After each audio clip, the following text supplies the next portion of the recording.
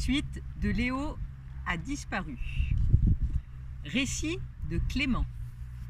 Je crois que le flic a raison. Léo a sûrement fugué.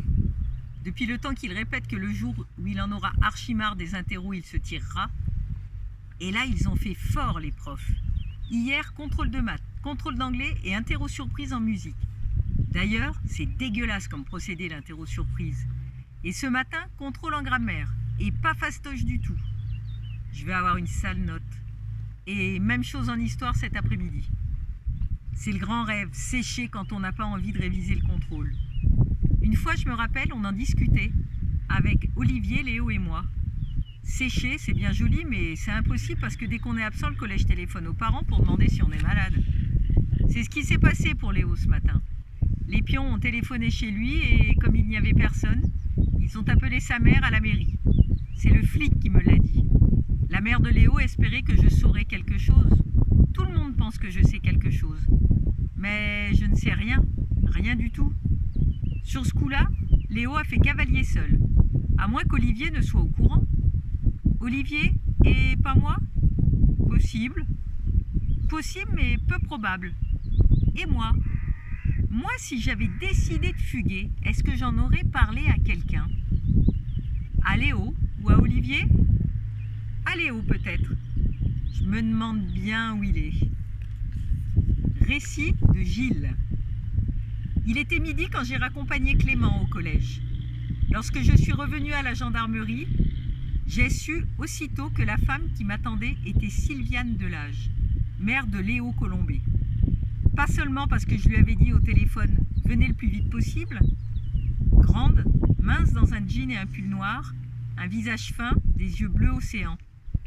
J'ai su que c'était elle, à cause de cette angoisse folle dans son regard, cette main qu'elle me tendait et qui tremblait, cette voix qui brisait les syllabes. Bonjour, je suis la maman de Léo. Une voix que je reconnaissais pour l'avoir entendue au téléphone le matin même. Elle ne m'avait joint qu'assez tardivement quand, prévenue par la CPE de l'absence de Léo au collège, et ayant passé quelques coups de fil à droite et à gauche pour localiser son fils, elle avait dû se rendre à l'évidence. Personne ne l'avait vu. Elle avait alors rappelé le collège, espérant qu'entre-temps, Léo serait arrivé. À la suite de la réponse négative et navrée de la CPE, elle avait contacté la gendarmerie et on m'avait passé la communication. J'étais déjà un peu au courant de l'affaire, vu que Philippe Portal, le principal, m'avait fait part des faits. Cet élève absent, injoignable à son domicile, mais qu'une fille de sa classe affirmait avoir vu juste avant l'ouverture du portail. J'avais dit à Madame Delage qu'il s'agissait sûrement d'une fugue et que ce genre de choses n'était pas rare à l'âge de son fils.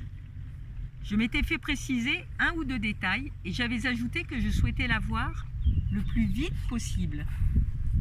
Elle était maintenant là, les mains agrippées au bord de mon bureau, me demandant « Vous n'avez rien appris de plus ?» J'ai ouvert les bras dans un geste que je voulais apaisant. « Non, je n'ai rien appris de plus sur l'emploi du temps de Léo ce matin.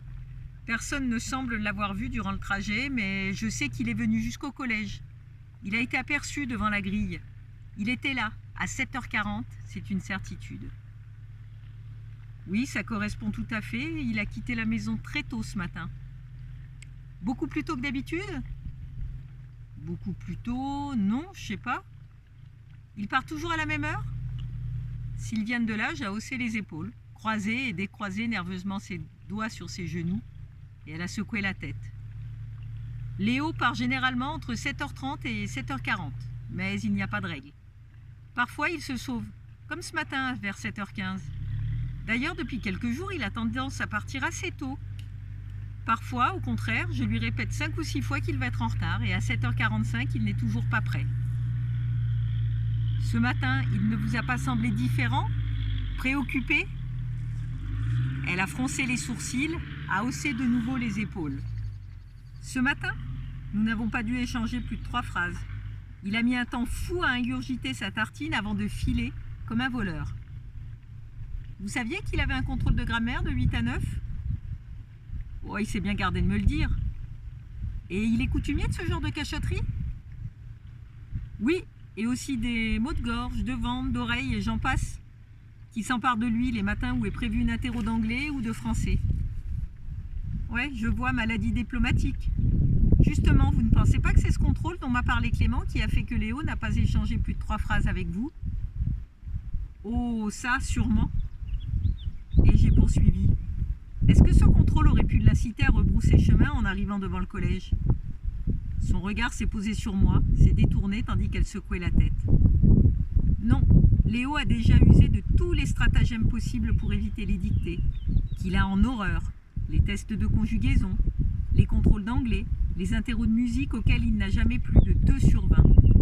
Mais de là à fuguer, ça ne lui ressemblerait pas? Pas du tout. Léo est un calme, un rêveur. Il me semble qu'une fugue est quelque chose qui s'organise. Et Léo n'est pas organisé. Ou qui se décide sur un coup de tête. Et c'est pas non plus un fonceur. Elle s'est interrompue. Parlez-moi encore de lui. Quel genre d'élève est-il? Léo est nonchalant. C'est un très bon élève dans les matières qui lui plaisent. Et il ne fait absolument aucun effort dans celles qu'il n'aime pas. Il est capable de passer des heures penché sur son microscope alors qu'il a du vocabulaire à réviser et qu'il sait très bien que s'il ne le fait pas, sa note sera lamentable. Quand j'essaie de le raisonner, il rétorque que ce n'est pas grave, qu'il aura 18 en maths et 20 en SVT. Et il les a? Il les a sans effort parce que ça lui plaît. Clément m'a dit que Léo aimait la nature, les animaux et qu'il voulait devenir vétérinaire. C'est le rêve de beaucoup d'enfants. Après, il y a la vie. Un sourire a éclairé son regard et durant un instant, parce que l'angoisse avait déserté son visage, elle est devenue très jolie. Sa voix était douce lorsqu'elle a dit « C'est vrai que Léo a une sorte de don avec les animaux, tous les animaux. Il sait leur parler, les mettre en confiance. Il me semble qu'il a toujours su que tout petit déjà... » Elle a laissé la phrase inachevée, a rêvé un instant loin de la gendarmerie, du ronronnement de l'ordinateur sur lequel je tapais sa déposition. Puis elle a soupiré profondément, le bleu de ses yeux a foncé, tandis qu'elle poursuivait. On dit de certaines personnes qu'elles ne feraient pas de mal à une mouche. Léo est ainsi, mais au sens propre. Il ne supporte pas qu'on tue la mouche qui tourne dans la cuisine, qu'on écrase des fourmis par mégarde, qu'un papillon se brûle des ailes, les ailes sur la lampe. Et il a un animal familier, bien sûr. Hein? Mais vous plaisantez? La chambre de Léo, c'est un zoo. Il n'y a pas de chien parce que je n'en veux pas dans un appartement. Mais nous vivons avec la chatte Zazou, le hamster Zébulon, un nombre variable de poissons dont j'ignore les noms, la tortue Zéphyr, des chenilles en activité et quelques autres encore au stade de la chrysalide. Sans parler du terrarium dans lequel il a installé ses fourmis. J'ai souri à l'évocation de cette ménagerie et Sylviane Delage a essayé de sourire elle aussi. Un peu de paix a flotté dans la pièce. Puis on est revenu au présent, à Léo disparu. C'est un rêveur qui sauve les guêpes en perdition dans les verres de jus de fruits et peut observer un écureuil pendant des heures, pas un fonceur, a conclu Madame Delage. Vous comprenez? Je comprenais, mais qui peut savoir? Nous sommes tous capables de réactions imprévisibles. J'ai enchaîné. Vous avez bien vérifié, comme je vous l'ai demandé tout à l'heure, qu'il n'avait rien emporté? Vêtements de rechange, argent, provisions? Oui, j'ai vérifié. La voix était agacée, le regard tendu. J'ai insisté. Vous vous êtes assuré qu'il n'avait pas laissé de lettres quelque part? Dans sa chambre? Ou dans la vôtre? Oui, j'ai regardé. Vous m'avez dit au téléphone qu'il n'avait pas de portable. Non, pas encore, ce sera bientôt son cadeau d'anniversaire. Dans 22 jours, il aura 13 ans. Brusquement, elle s'est levée, s'est retenue au bord du bureau. 22 jours? Et si on ne l'a pas retrouvé, hein? Si on ne l'a pas retrouvé? Je l'ai laissé se calmer, se rasseoir avant de reprendre. Ce matin, vous m'avez parlé de votre sœur qui n'habite pas très loin. Elle a des enfants? 2. On les a interrogés, ils ont juré qu'ils n'étaient au courant de rien. Non, je vous assure, Léo n'a pas prémédité de fuguer. Il est vraiment parti au collège avec l'intention d'y aller. Et maintenant, où est-il? Où traîne-t-il? Dans quelle rue? Avec qui? Les yeux, bleu océan, étaient emplis d'ombre et de larmes. La voix s'était brisée. J'ai demandé doucement. Et le père de Léo? Vous ne m'avez pas parlé de lui. Vous êtes divorcée, n'est-ce pas? Oui, je suis divorcée. Elle a hésité avant de poursuivre. Il y a 2 ans, Damien, mon mari, était d'accord avec moi pour qu'on se sépare pendant quelque temps. La vie était devenue impossible. C'est un homme très autoritaire. Plus âgé que moi, j'ai tout fait. Un poste intéressant allait se libérer ici, à la mairie. J'ai demandé ma mutation et je l'ai obtenue. Pour Léo, ça ne changeait pas fondamentalement grand-chose.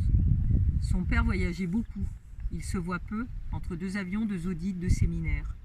En plus, c'était le meilleur moment, vu que Léo quittait son école primaire pour entrer en 6e. Et puis, ma sœur habite tout près et Léo aime bien ses cousins. Nous avons déménagé durant les vacances.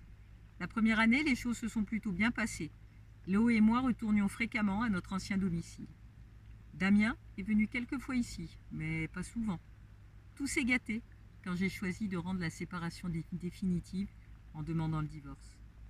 Damien trouvait que mon expérience de vie autonome avait assez duré. Moi, je n'avais aucune envie de revenir sous sa coupe. Depuis, il use de tous les moyens pour me rendre la vie impossible. Paye la pension quand il y pense, multiplie les difficultés au moment de la garde de Léo. C'est sans fin. Et vous avez essayé de le joindre? Évidemment. Son domicile est muet, son portable est muet et sa secrétaire est bien dressée. Monsieur Colombet est en déplacement à l'étranger. Il n'avait pas insisté. J'ai juste laissé un message sur son portable en lui demandant de me rappeler. Après tout, Léo peut réapparaître à 17h après les cours, comme si de rien n'était. Vous ne croyez pas? J'ai détourné le regard pour ne pas voir son visage anxieux, ses yeux pleins de larmes. J'ai continué à prendre sa déposition.